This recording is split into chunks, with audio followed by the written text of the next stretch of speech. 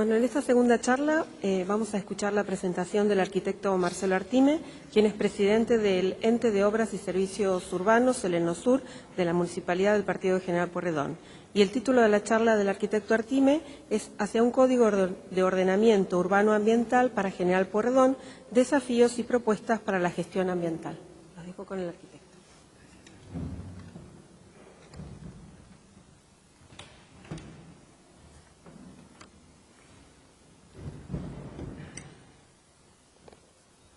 ¿Qué tal? Buenas tardes a todos. Gracias por estar presentes y felicitaciones a los organizadores por la oportunidad que brindan con este evento. En realidad, cuando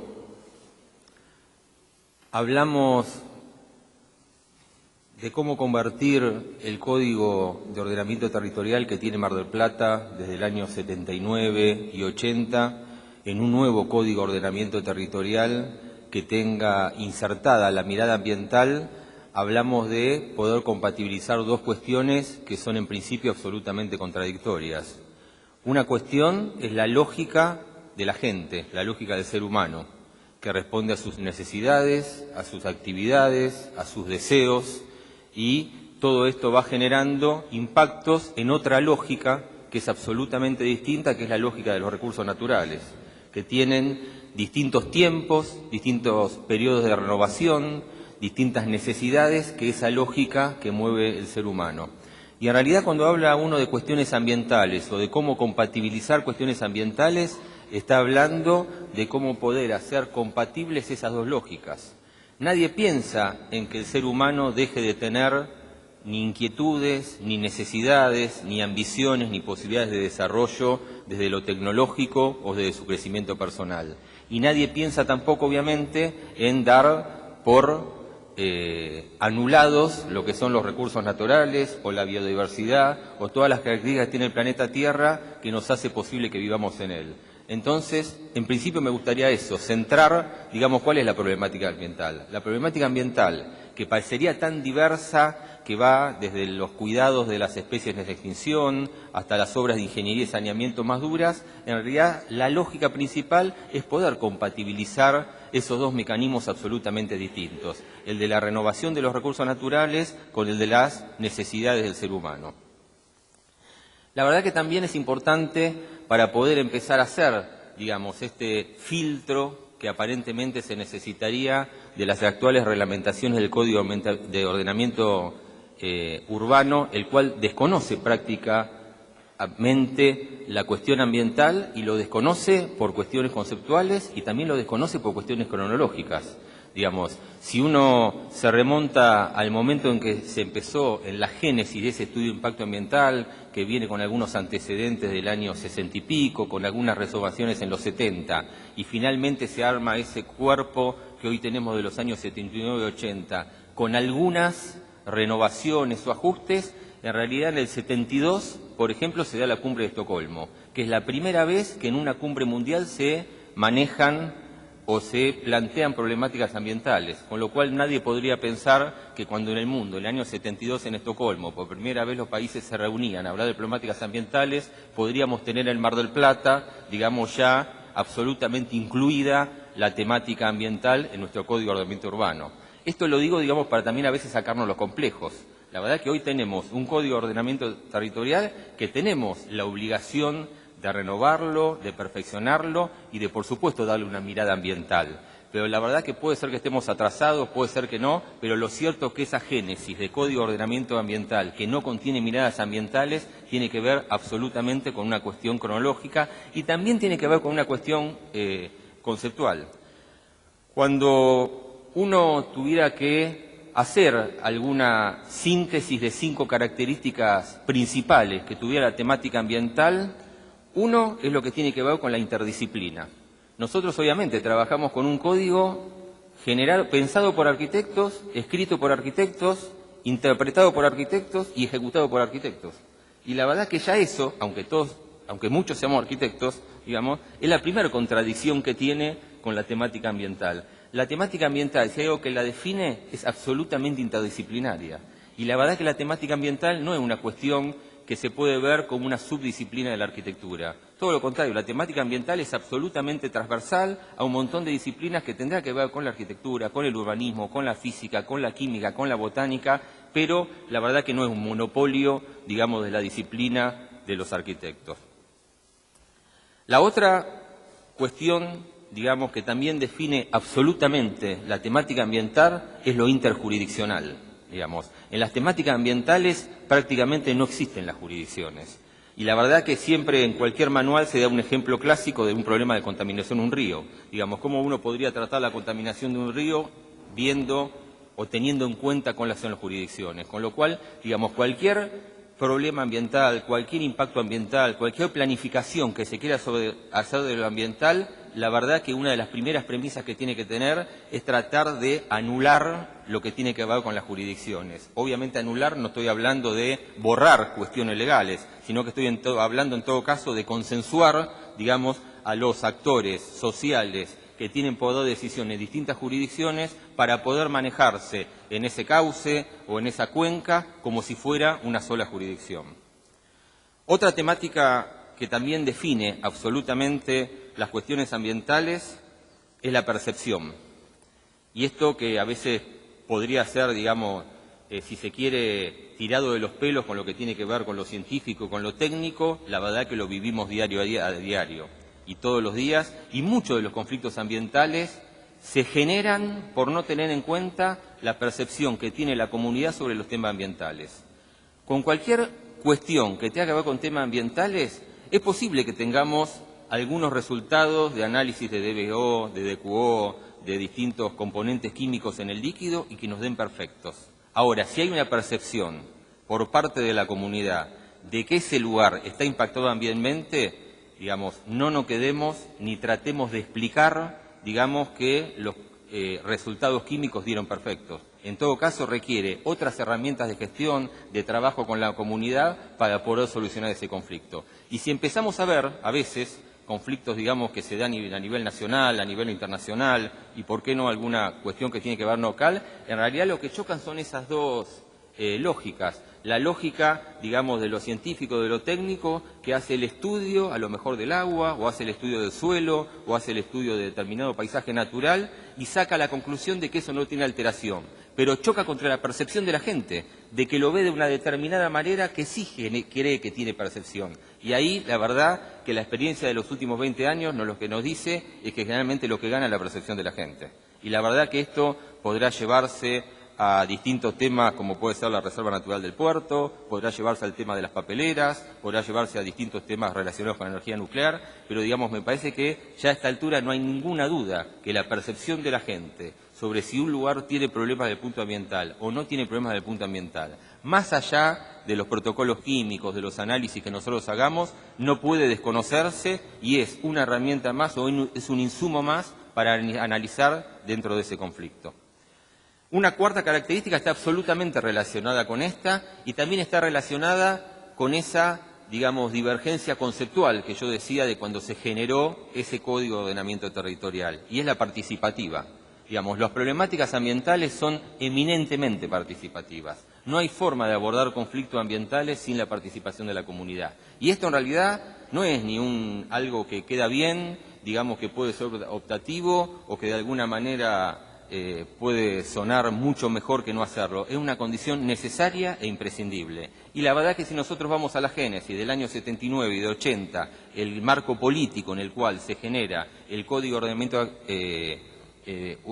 Ordenamiento Territorial del Partido de General Pueyrredón en gobierno militar, obviamente que no había, digamos, el marco para ningún tipo de participación ni consultas a la comunidad. Y eso también tiene que ver, digamos, con la falta de esa mirada sobre los temas ambientales, y además el Código no prevé casi herramientas de participación. Y obviamente tiene que ver eso con una cuestión, digamos, de la coyuntura institucional en la cual también se genera ese Código. De hecho, la verdad que prácticamente toda la legislación nacional y toda la legislación provincial que se da generalmente a la provincia de Buenos Aires, o sobre todo en los años 95, 96, 97 y 98, casi todo, como la ley 11.723 provincial de procedimientos de evaluación ambiental, incorpora siempre, digamos, la herramienta de la asamblea o la herramienta de la audiencia pública para poder discutir estos temas ambientales.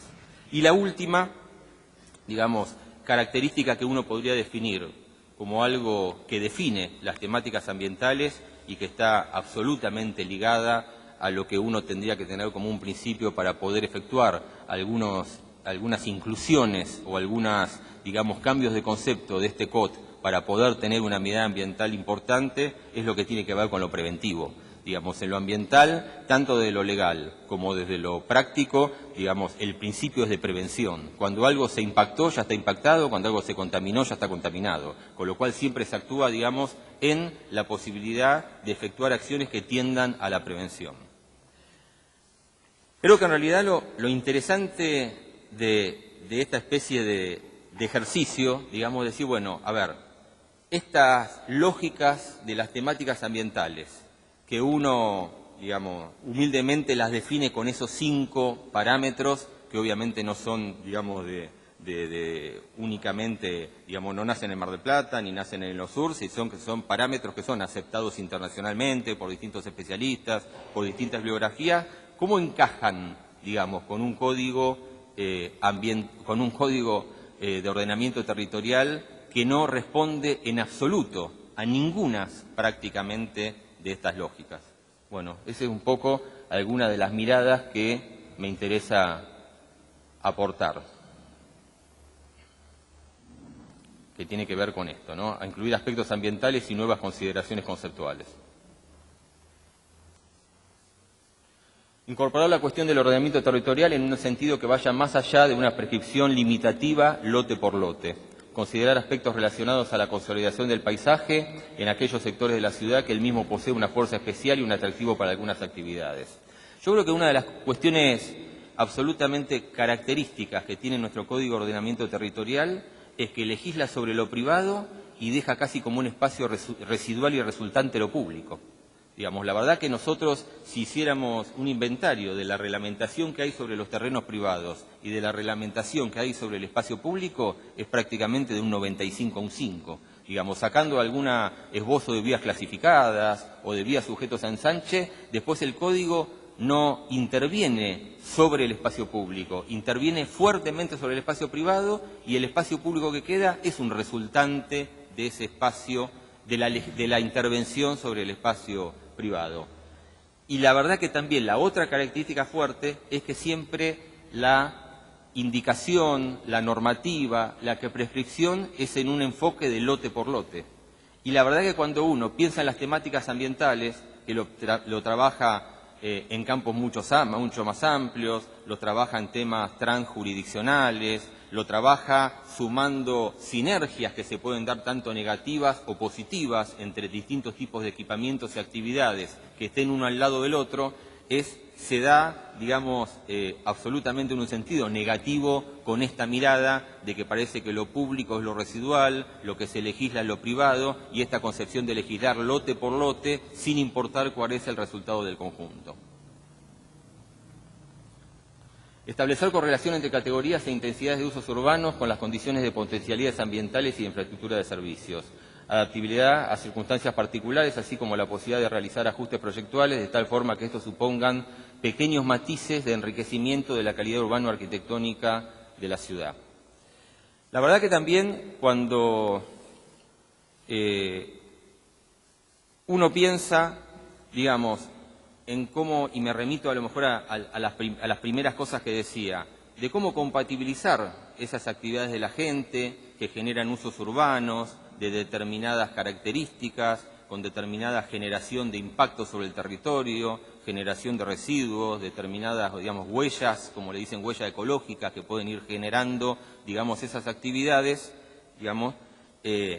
cómo se compatibiliza eso con las potencialidades de ese territorio, sus infraestructuras de servicios y sus capacidades de captar o de tolerar determinadas actividades. Nuestro Código de Ordenamiento Territorial, basado en el zoning, digamos, de los años 50, lo que hace es establecer que determinados tipos de uso se pueden establecer en determinados lugares del territorio.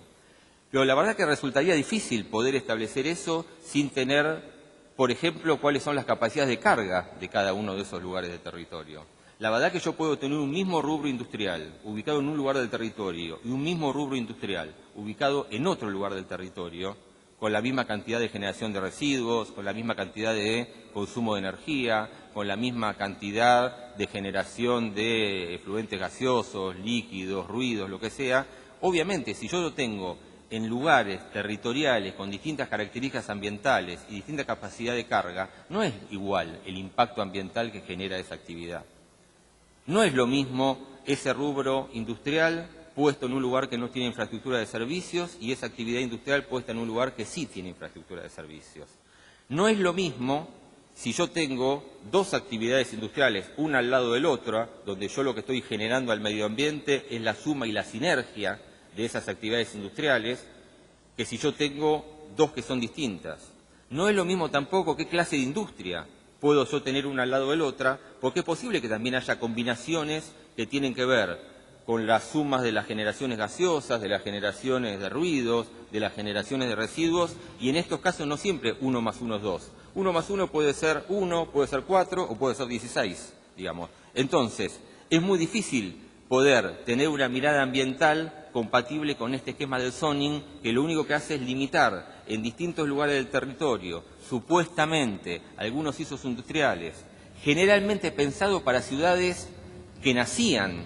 no pensado para ciudades que ya tenían determinados estándares de consolidación, cuando ni siquiera podemos tener medidas o podemos tener, digamos, compatibilizadas las determinadas cargas, digamos, o la tolerancia a las cargas de actividad humana que tiene cada uno de esos territorios, parámetros que obviamente desde hace muchos años son absolutamente evaluables.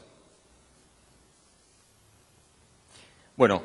y esto también tiene que ver con el tema de adaptabilidad a circunstancias particulares. En general, lo que pareciera es que la legislación, que es absolutamente tan general, tan homogénea, tan abarcativa, va absolutamente en contra de lo que tiene que ver con la gestión ambiental, que generalmente, por decirlo de alguna manera, no es con menú fijo, generalmente a la carta. Entonces ahí también hay dos lógicas que son absolutamente contradictorias.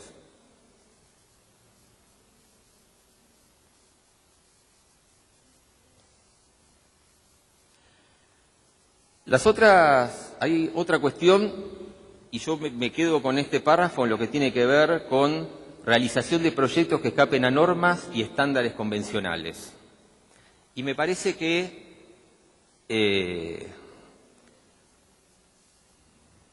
desde el inicio de este código, digamos, y en parte, digamos, a lo mejor por esa costumbre casi cultural de que debe hacer más de lo que se puede, pero también por estar la ciudad sujeta a una especie de corset, digamos, hace 20 años que escuchamos hablar de la cuestión de las excepciones, o hace 30 años que escuchamos hablar de la cuestión de las excepciones. La palabra excepción en estos 30 años ha ganado una carga negativa y ha ganado, digamos, una especie de vituperación del término, asociado a un montón de cuestiones distintas, digamos, ninguna positiva, que nos lleva hasta el día de hoy. La mirada ambiental de esto, en realidad, tendría que poder posibilitar absolutamente la mirada de proyectos distintos, con distintas valoraciones, con distintos atributos, generando arquitectura sostenible, generando arquitectura que tenga que ver con consumos mínimos de energía, generando el uso de determinados materiales que obviamente no están contemplados hoy ni en el Código de Ordenamiento Territorial y mucho menos en el Reglamento de Construcciones, que hoy en día, digamos, son absolutamente conseguibles en el mercado. Materiales reciclados, distintos tipos de arquitectura, y es muy posible que si aparecieran hoy en Mar del Plata muchos proyectos que estuvieran absolutamente inmersos en esta lógica, chocaría absolutamente con la reglamentación. El paso siguiente sería que generarían una excepción, y el paso siguiente a tratar de generar esa excepción sería, digamos, la carga negativa que lleva por sí la palabra excepción. Entonces, me parece que es necesario en algún momento empezar a pensar la palabra excepción de alguna manera como lo que su término etimológico lo dice, y no como la carga cultural que tenemos entre los profesionales de la parte privada y desde el Estado generada, digamos, por esta especie de corset, digamos, que ha puesto este Código de Ordenamiento Territorial en los últimos 30 años. La excepción es la acción, digamos, que se puede permitir por una única vez, en un determinado lugar, por algunas características valorables, digamos, y que le va a sumar o al espacio público, o al tejido, o a la morfología, o al medio ambiente en general. Entonces, la verdad que, digamos, me parece una buena oportunidad, si nosotros empezamos a incluir una mirada ambiental del COT, empezar a resignificar, digamos, estas cuestiones y tenerlo más relacionado, no, digamos, a una actitud, digamos, de ventaja antidemocrática y de oscura gestión, sino tenerlo mucho más relacionado a lo distinto, a lo novedoso, a lo que aporta, a lo que a lo mejor marca una línea de tendencia para el futuro, a lo mejor lo que no se hacía y despierta que muchos otros empiecen a hacerlo, digamos, al incentivo. Entonces, bueno, esa me parece que es otra cuestión.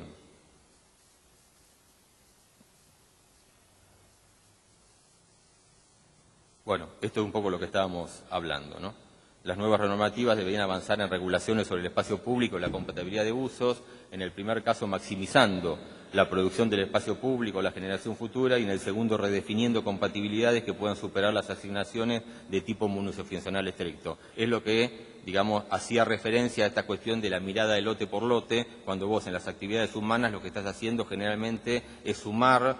viendo compatibilidades e incompatibilidades. Debe propenderse a una elaboración participativa de lo normativo, sobre todo en cuanto al análisis de escenarios tendenciales de desarrollo urbano en formato de representación legítima y amplia de actores. En parte esto debería suponer una bajada de aquellos acuerdos generales de ciudad futura constituidos en la dinámica de la planificación estratégica, los aspectos de materialización física y funcional de la ciudad concreta. Y yo creo que Mar del Plata, en los últimos 10 años, en los últimos 15 años, obviamente que aparece un actor absolutamente fundamental y que pone un punto de inflexión que es, digamos, en sus dos versiones, el plan estratégico. Digamos, donde el plan estratégico trata de darle esa mirada interdisciplinaria, esa mirada, digamos, a futuro, participativa, pero lo más llamativo de esto es que en todo ese proceso de prácticamente ya 13 años que lleva el plan estratégico desde prácticamente fines del 2001, ese plan estratégico se ha ido desarrollando de una manera interesante, participativa, pero a excepción del capítulo de ordenamiento territorial del plan estratégico, el cual ha sido aprobado por ordenanza, no ha tenido ningún tipo de impacto en la normativa del Código. Entonces, ahí se empieza a dar, digamos, esa dicotomía de las instituciones que participan de un proceso comunitario, participativo, interesante, contra el mostrador, digamos,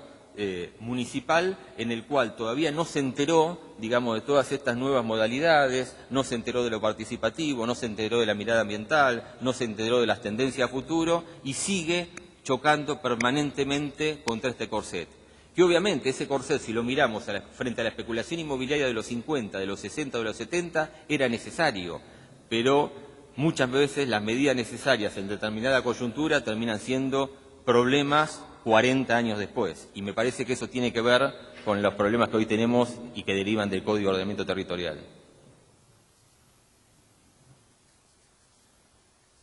Bueno, ese es exactamente lo que hace el plan estratégico, digamos, contemplar y proveerse en un marco general de discusión y búsqueda de determinados consensos al problema de congeniar intereses diversos en las transformaciones puntuales de la ciudad.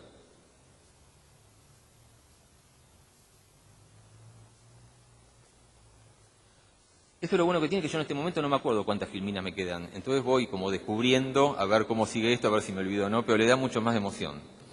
Se deben ofrecer marcos para la expansión de la ciudad en cuanto al completamiento y calificación de tejidos, lugares y equipamientos. La diversificación de usos de la ciudad podría ayudar a una diversificación de la potencialidad del mercado inmobiliario. Es preciso abordar una discusión de las tipologías básicas y alcanzar a proponer eventuales desarrollos de otras. Como ustedes ven, digamos, las consideraciones apuntan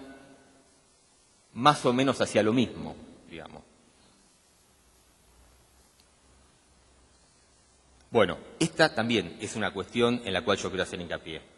Digamos. La verdad, sinceramente, y que esto a veces en alguna charla entre profesionales, eso se toma esa pregunta, ¿no?, de qué diferencia hay entre el R4 y el R4A? ¿O qué diferencia hay entre el R7, que me moví 2 metros y estoy en el R6, digamos? La verdad es que esto empieza ya a tener como una condición media de paroxismo, digamos, en el cual hay una grilla armada sobre la ciudad con distritos en los cuales